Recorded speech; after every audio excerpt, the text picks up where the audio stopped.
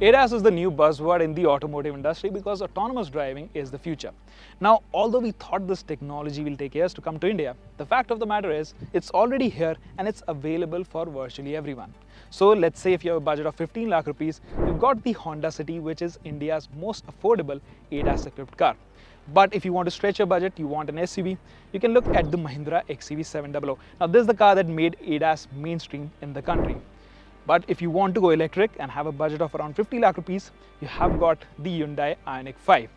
And if money is not a problem, well then sky is the limit, because then you can take a look at the Mercedes-AMG EQS. This is the AMG version.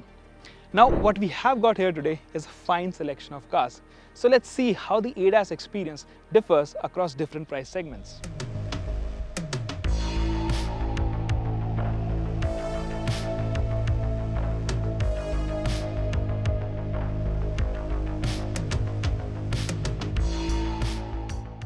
Let's start with the Honda City, the most affordable car that we have got here. Now, this is the petrol manual version, so that means this is the most affordable ADAS that you can get in the country, and it's priced at just 12.4 lakh rupees ex-showroom. So it's not even 15 lakh like I claim. So in terms of ADAS, it is equipped with Honda Sensing, which is Honda's ADAS tech, and that means it has got automatic emergency braking, you've got lane departure warning, you've got lane assist, it has got auto high beam, and it has also got blind spot detection, and of course it has got adaptive cruise control. Now I'll quickly touch upon all these functions, all these systems, how they work. So first of all, the most surprising and pleasantly surprising bit about this car is that everything here, it's very easily accessible. Like you've got these thick big buttons to turn them on or turn them off. So it's not very complicated, it's very simple. If you don't like these ADAS systems, you can turn them off whenever you want to. Next up, I'll come to the lane assist, which is my personal favorite feature in this car. So if you're driving down the highway, of course, a well-marked highway, what you can do is you can turn the lane keep assist on, and then it basically keeps the car within the lines all the time. And this is a very sophisticated system because it doesn't swerve here or there, it just goes in a straight line. It follows the road. Even if there's a curve, it follows it brilliantly. Now, the only thing is it gets activated above 72 kilometers per hour, and it is a little high speed, but of course, if you're on a highway, that's not a problem. The other thing is the adaptive cruise control, which comes on with lane keep assist, of course, and like the name suggests, what it does is that it follows the car in front, follows the speed of the car in front. Now, this being a manual car, of course, it works flawlessly. So you must be wondering what happens if the car in front comes to a halt. So first of all, this system gets disengaged at 30 kilometers per hour, below 30 kilometers per hour. So if a car in front stops, the system disengages. So you have to be aware that, you should be aware that you should brake. But anyway, the car has got auto emergency braking, so it will stop. But otherwise, yes, you have to be very careful with all these systems. In fact, these are assistance systems. These are not your personal butler that they'll do everything for you. So this is level 2 ADAS system. So that means you have to be behind the wheel all the time. So yes, coming back to adaptive cruise control, you can set the distance between the car in front. You want to be really close to that car, or you want it to be a little far. You can decide it just pressing this button right here. And I think it is a very intuitive system. It works brilliantly. Of course, if there's a truck or a car or slow-moving traffic ahead, it automatically reduces the speed. It doesn't slam the brakes. It very generously lifts off sort of. And overall, it feels very natural to me. So I really wasn't expecting the system to be this good, but it turned out to be very impressive indeed. So yes, it is a manual car. This is the first time ADAS is offered in a manual car. You will think what happens if you don't reduce the speed, or if you're still in the topmost gear. If you're cruising on a highway, you're maintaining that 100 kilometers per hour cruise, you're in 6th gear, there's a truck, it stops, what happens then? So I was testing this function on the highway extensively yesterday, and what I noticed is that in 6th gear, before the car stalls, it disengages the cruise control, the adaptive cruise control, at around speeds 40 kilometers per hour. Then similarly in 5th gear, it reduces it to around 35 kilometers per hour. And yes, below that, that is 30 kilometers or below, it automatically disengages for all the other gears. So it's not that Honda has not thought it through, because this function, it is designed keeping everything in mind. Now, like I said, these are assistance systems, so you have to have your hands on the wheel all the time. If you're not keeping your hands on the wheel, what it does is that it gives you warnings, visual warnings, and then after a while, it just turns everything off. So from my rough calculations, for 20 seconds, it gives you that warning and then it disengages it automatically. So you have to be careful in that instance. You have to be paying attention, because once that happens, all the systems are turned off automatically. So you don't have your lane keep assist, you don't have your adaptive cruise control, everything goes off in that instance, apart from the collision mitigation system, which is the automatic emergency braking. So what didn't really impress me is the auto high beam assist. It's a great feature, but I don't think it works in India. Of course, what it does is if you're driving it at night and if it's dark, it automatically switches to high beam once it sees that there's oncoming traffic, so it automatically dips the beam. And it works well if you're driving it in low beam, but it should also do the same when you're driving it in high beam. So it was not doing that. If I'm driving it in high beam, it's not automatically dipping the lights. And in low beam also, if it's properly dark, well, of course, it automatically switches to high beam, but it detects everything from the road. So even if you have street lamps somewhere which are on, it detects this as lights of an oncoming vehicle, so it automatically dips. I noticed this. Anything that was lit on the road, the car system was thinking that it's something coming from oncoming traffic. So I didn't find it that useful. But overall, I have to say the city systems, well, a big thumbs up, because I think for the price, especially for our road conditions, I think someone at Honda was paying close attention, and the Honda sensing system, it definitely lives up to the hype.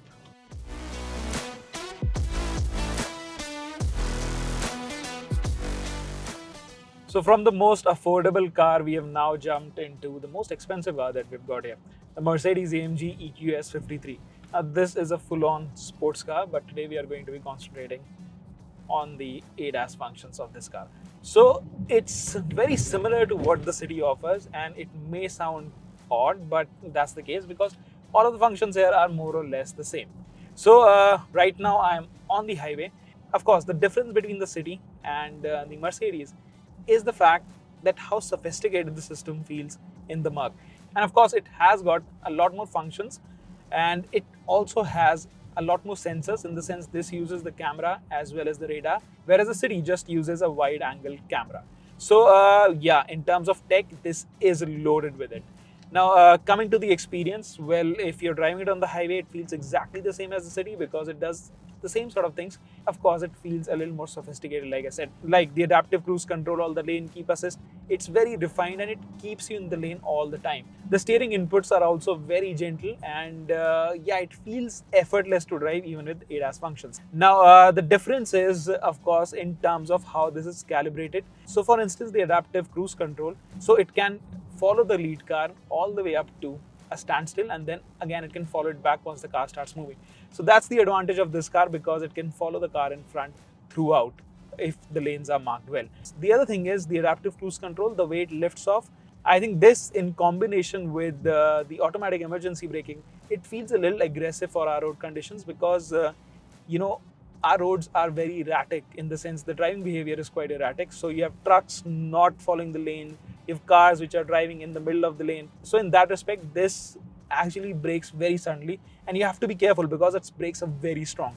So you have to be mindful of the traffic that's following you. So yeah, it is an assistance system, but I think it's way too sophisticated for our market. Now the good thing about this system is that when you're driving on the highway and you take your hands off the steering wheel, what it does is that it doesn't disengage the system completely without any warning. Of course, all the other cars here, they also give you a warning, but what this does, it gives you a warning, and then slowly, when it sees that you're not paying attention, you're not putting your hands on the wheel, what it does is a loud alarm bell comes on and it tells you that it's applying emergency brakes. And then there is a warning on the display that says that it is going to engage emergency stop. So what that does is it realizes that you're not attention behind the wheel, so it slowly, gradually brings you to a halt. That's an advanced feature, of course. These are the things that it does differently from a mainstream car.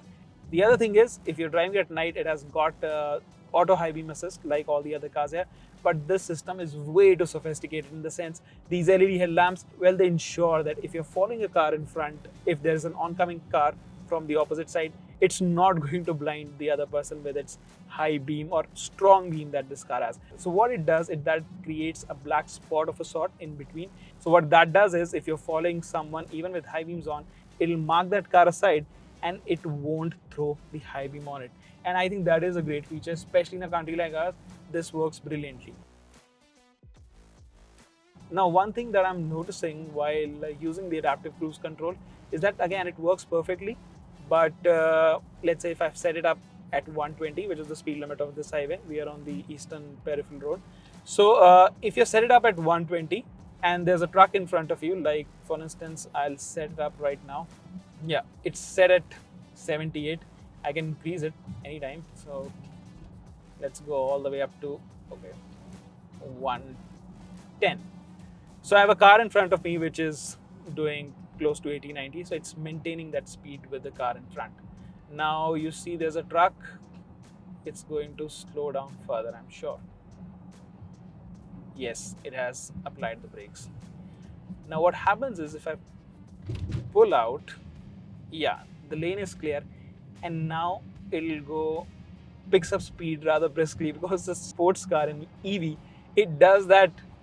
Look, the way it picks up speed, it's brutal. So you have to be careful once you're using the adaptive cruise control. Well, yes, it is going to maintain the speed with the car in front, but once you get a clear road ahead, it's just going to pull the pin and it picks up speed very briskly. So you have to be careful. So you can't be lazing behind the wheel. You have to be aware in this car, because once the road clears up, it absolutely goes for it. Now, one thing that could have been better in this car is that it doesn't have those direct controls over here. So if I want to turn the lane keep assist off, if I want to turn these ADAS systems off, I have to go to the touchscreen and turn them off, or I have to toggle through all these different menus, and there's a sea of buttons to go through if you want to turn these systems off. So sometimes simple is better, because in the Honda City, you can just turn everything on or off with the touch of a button. In this, you've just got the adaptive cruise control button, which can be turned off, but other features, you can't turn them off directly. You have to go to the menus, the different menus, and then you have to turn them off. So I think it would have been better if that kept it simpler.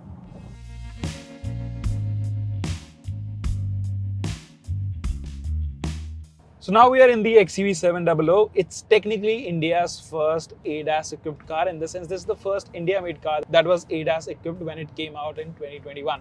So unlike all the other cars like the Mercedes or the Honda City or even the Hyundai, well, all those cars, they get ADAS systems and softwares from their suppliers, in the sense in-house suppliers. Like for instance, Honda gets it from their own supplier. Same for Mercedes, and Hyundai gets it from Hyundai Mobis. But in case of Mahindra, they source it from an Israel-based company which is called Mobileye. And they are not newcomers, because this technology, they've been using it for a while now, and they used to supply to Tesla, BMW and the works. So they're not new. And it shows, because this technology is also as good as all the other cars. Yeah. So right now I'm on a highway, and the lane keep assist, it gets activated around 60 kilometers per hour, and I am using it. Similarly, it has also got adaptive cruise control, and it also works on similar principles. So it uses data from radars and the camera as well, and then it detects if there's traffic in front. The braking, well, like I just experienced with the Merc, it can be a little aggressive. But in those cars, you have got region mode, so those are electric cars. But in this, it definitely feels a touch too violent compared to the Honda City especially. So yes, that is something that I have noticed. Now similarly, the lane change assist, well, it's also a little funny, because this system, what it does in the city or in the Merc so far, the system keeps you within the lane and the car keeps on going straight. But in the Mahindra, I'm noticing that it's not that simple. Right now I'm using the same thing, the lane keep assist, but you can see the steering does a lot of corrections. It's always moving. So yes, we are following lane driving, but the steering corrections, they are a little more pronounced. So in terms of functionality, of course, there is not a lot of difference between all these cars, because they are very well calibrated. And right now the road is also curving, so the system is following it. And now I have a truck coming up, so let's see how aggressively it brakes, or what does it do. So till now it hasn't. Yes.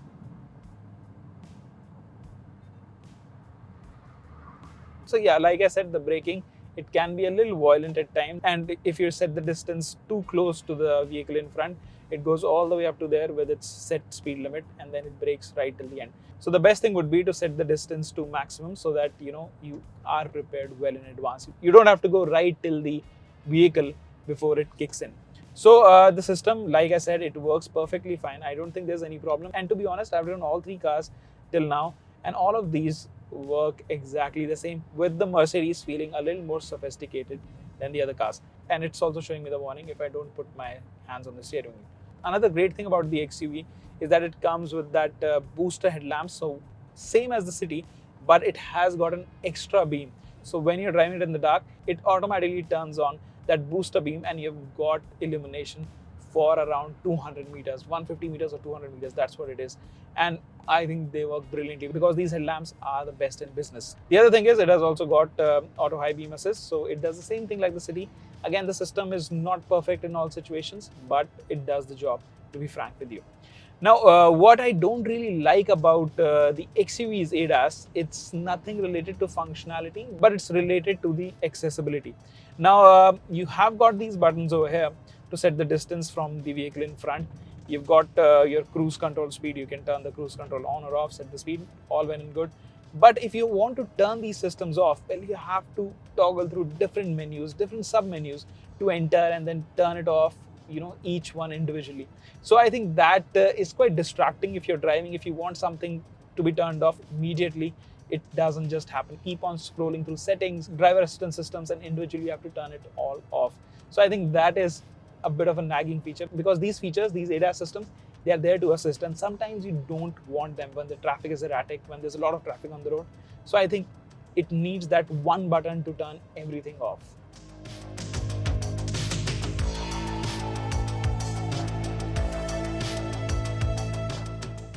Now we are in the Ioniq 5, and I think this car, it's all about comfort. It feels like you're sitting in a lounge. And to be honest, even the ADAS systems in this car, they also are tuned towards comfort, because nothing is jerky, everything feels quite seamless. So it also gets more features than others here, as in it has got rear cross traffic alert in addition to what all the other cars have. And I think the systems in this also are pretty seamless in the way they behave in exactly the same manner. But because this is an EV, just like the EQS, the braking can be a little too instantaneous when you're using that adaptive cruise control. So it has adaptive cruise control that can be turned on above speeds over 30 kilometers per hour. And like the EQS, its adaptive cruise control can also follow a car up till a speed of 0 kilometers per hour, and then it can continue to follow it once the car in front starts moving. Now, what I'm noticing right now is that its steering, it feels a little more hefty. So right now it is maintaining, wait, there's that button, sorry. So yeah, now I've turned the lane keep assist on. So the kind of heft that I'm feeling right now, it is going totally straight. It is right in the middle of both the lanes. So in that regard, it definitely feels much better than all the other cars here, I'd say, because it feels the most planted, I'd say, in between the lanes. And even if you turn the steering wheel towards the right, I'm trying to, there is that strong pull. It doesn't let you go out also. So the steering definitely has a lot more heft than other cars. It kind of resists when you're trying to turn it. So that's one thing. And on the highway, this system definitely feels very confident. Now let's try out the adaptive cruise control. Now I've set it at 70 kilometers per hour. I can also go up, and very funnily, it does it in the count of 1. The EQC does it in 10, 20, 40. It increases the speed like that. This one, it's doing it like that. So let's see if we go up to 100. So yeah, you can see the car in front of me. I think this, like I said, it definitely feels much better. It definitely feels very planted. And there's nothing erratic that it's doing, but it is warning me to keep my hands on the steering wheel. So I do that. Now we are approaching a car, and the speed again, see, it's falling back very gradually. So now I've caught up to the car in front, and yeah, it's dropping the speed very gradually. Exactly.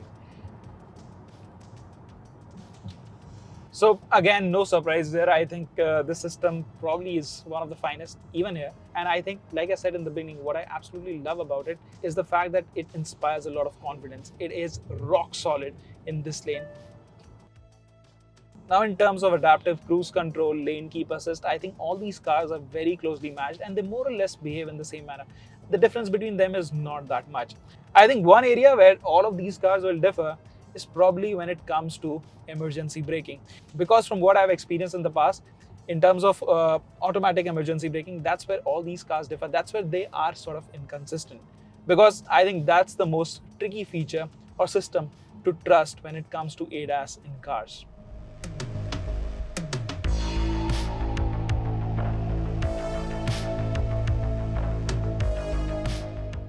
In the AEB test, it was surprisingly the city that turned out to be the most consistent with its braking performance, closely followed by the EQS and the Ioniq.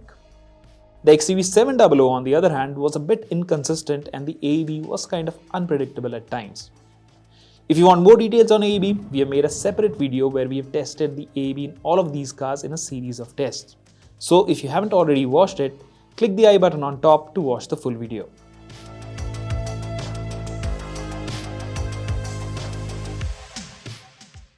The whole purpose of this test was to see how ADAS system works in different cars, how it differs, and what's the experience like. Well, to be honest, of course, these are different cars meant for different purposes, but in the real world, their ADAS systems, well, they function more or less in the same manner. Of course, you've got the Honda City, which is the most affordable car, and then on the other end of the spectrum, you have the Mercedes EQS 53, which is well over 2.5 crores. But in the real world, I have to say, and I'm quite glad to report that the ADAS systems, they are very closely matched. In fact, in some of the areas, it's the Honda that outperformed all the other rivals. And that is quite a surprise. It's not shocking, but it's quite surprising because you think it is the most affordable car. Probably there's a compromise somewhere, but that's not the case. So yes, the key takeaway from this story is that ADAS is coming in thick and fast. You'll see it in all the mass market cars, but you have to remember, if you're going to go for ADAS, don't think it's a compromise. Don't think you're being shortchanged because it might pleasantly surprise you as the Honda City did today.